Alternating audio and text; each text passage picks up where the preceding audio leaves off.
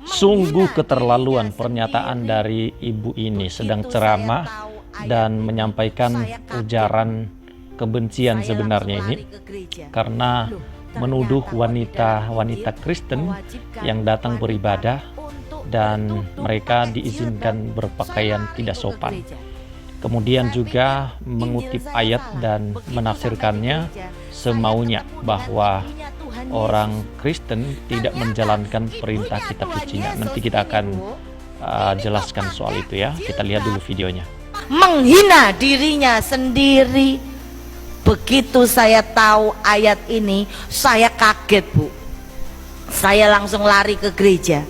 Loh, ternyata kok di dalam Injil mewajibkan wanita untuk bertudung pakai jilbab. Saya lari, Bu, ke gereja. Saya pikir Injil saya salah. Begitu sampai di gereja, saya ketemu dengan ibunya Tuhan Yesus, Bu. Ternyata ibunya Tuhan Yesus ini, Bu, ini kok pakai jilbab, pakai gamis, sama seperti kita orang Muslim. Ketika saya melihat patung Bunda Maria pakai gamis, pakai jilbab, oh, berarti memang benar Injilku ini melarang wanita ngumbar auratnya. Tapi zaman saya di gereja, Bu, Masya Allah, saya kalau pakai baju itu modelnya model bupati, Bu. Buka paha tinggi-tinggi. Model kemeja sekwilda, memperlihatkan sekitar wilayah dada. Puting beliung kelihatan, Bu. Bahkan, Bu, aku tuh kalau rokku basah, nggak ada rok, saya pakai celana kok, Bu. Model celana saya itu modelnya SMS, selangkangan metu sidik. Ya mulus wong Cina. Ini loh, Bu. Ya, pernyataan dari ibu ini, teman-teman sekalian, langsung ditanggapi oleh umat gereja Katolik. Di komentar dia bilang begini, "Ibu kok ngomong begitu sih? Di gereja Katolik tempat saya gak ada perempuan yang ikut misa pakai baju yang mengumbar aurat, Bu. Dilarang pakai baju yang kurang sopan." Nah, kemudian ditanggapi, "Itu dia, Bun, suka-suka dialah. Dari kecil aku ke gereja selalu pakai baju yang sopan." Oke.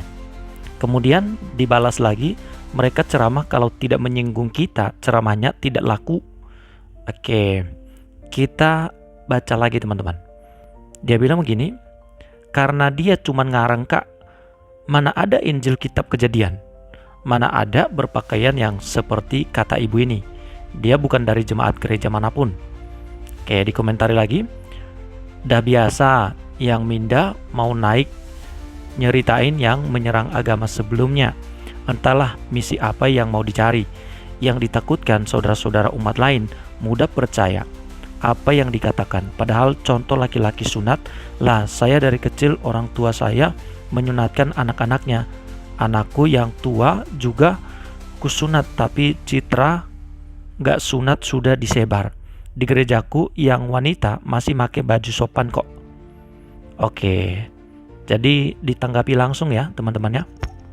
Ternyata di dalam Injil mewajibkan wanita untuk menutup auratnya. Saya kaget, 2 ayat saya simpan. Saya buka lagi Injil. Ketika saya membuka Injil kembali, saya tambah kaget lagi, Bu. Ketika saya membuka Injil Kejadian, di situ ada pesan untuk para bapak-bapak. Ini, Bu, disampaikan sama bapaknya, karena di sini nggak ada bapak-bapak, nanti ibu yang menyampaikan. Ternyata di dalam Injil ada tertulis, "Hai laki-laki, sunatkanlah daging kulitmu sebagai perjanjian antara aku dengan dikau." Loh, Allah yang ngomong wong lanang kudu kon sunat. Lah tapi yo bojoku gak sunat, Bu. Ya, teman-teman sekalian, kita akan membahas beberapa hal mengenai pernyataan ibu atau ustazah ini. Kita mau jelaskan bahwa inti dari pengajaran Kristen Perjanjian Baru, yaitu kitab yang diimani oleh orang-orang Kristen, itu adalah sebuah pergantian atau shift dari ketaatan hukum secara harafiah menuju pembaharuan batin oleh Roh Kudus. Jadi Yesus dan para rasul berulang kali menekankan bahwa Allah tidak melihat penampilan luar atau ritus fisik semata, melainkan sikap hati, iman, dan kasih seseorang, karakter dari seseorang. Kalau kita beragama, ya agama kita harus terlihat dari perbuatan, perkataan, sikap kita, karakter kita. Nah, kita akan membahas satu persatu. Yang pertama, kenapa wanita Kristen tidak diharuskan berkerudung, ya. Mengenai kewajiban berkerudung yang sering dirujuk pada 1 Korintus 11 ayat 2 sampai 16, pemahamannya sangat terikat pada konteks budaya masyarakat komunitas orang-orang Korintus di abad pertama, ya. Itu konteks budaya orang-orang Korintus pada abad itu, teman-teman. Pada zaman itu, tudung kepala bagi seorang wanita Yunani, Romawi, dan Timur Tengah merupakan lambang kehormatan, status pernikahan, dan kesopanan, ya. Jadi itu adalah sebuah budaya. Sebaliknya, wanita yang tidak berkerudung sering diasosiasikan dengan wanita yang kehilangan kehormatan atau bahkan merujuk kepada seorang pelacur kuil. Karena itu Rasul Paulus menasihati wanita Kristen di Korintus untuk mengenakan tudung saat berdoa agar ibadah mereka tidak menimbulkan batu sandungan atau prasangka buruk dari masyarakat sekitar. Jadi secara teologis Alkitab sendiri mencatat dalam 1 Korintus 11 ayat 15 bahwa rambut yang panjang sebenarnya telah diberikan kepada wanita sebagai penudung alami. Oleh karena itu, gereja memahami bahwa yang bersifat kekal dan wajib bukanlah kain penutup kepalanya, melainkan prinsip moral di baliknya, yaitu menjaga kesopanan, ketertiban, dan rasa hormat saat beribadah kepada Tuhan. Jadi itu budaya, ya Bu, itu budaya. Kemudian yang kedua, mengapa laki-laki Kristen tidak bersunat, ya? Tidak diharuskan bersunat. Nah, perintah sunat memang secara eksplisit diberikan kepada Abraham dalam Kejadian 17 ayat 10 sampai 14 sebagai tanda perjanjian lama antara Allah dan keturunannya. Namun dalam iman Kristen, karya keselamatan melalui Yesus Kristus telah digenapi dan memperbaharui perjanjian tersebut.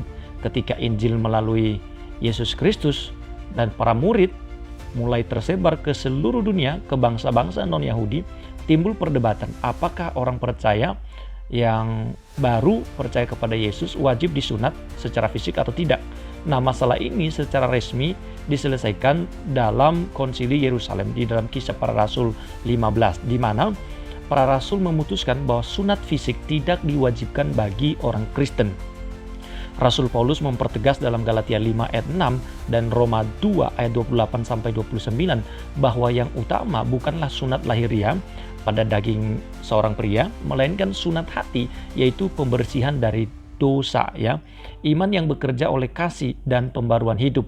Meski demikian, laki-laki Kristen yang saat ini juga bebas bisa boleh bersunat, bukan larangan juga, ya. Jadi beberapa daerah seperti di NTT, di Nias itu mewajibkan seorang laki-laki disunat, ya. Itu berdasarkan alasan kesehatan, kemudian tradisi lokal, ya, tradisi atau budaya setempat. Nah, yang ketiga, mengapa di gereja tetap diwajibkan berpakaian sopan?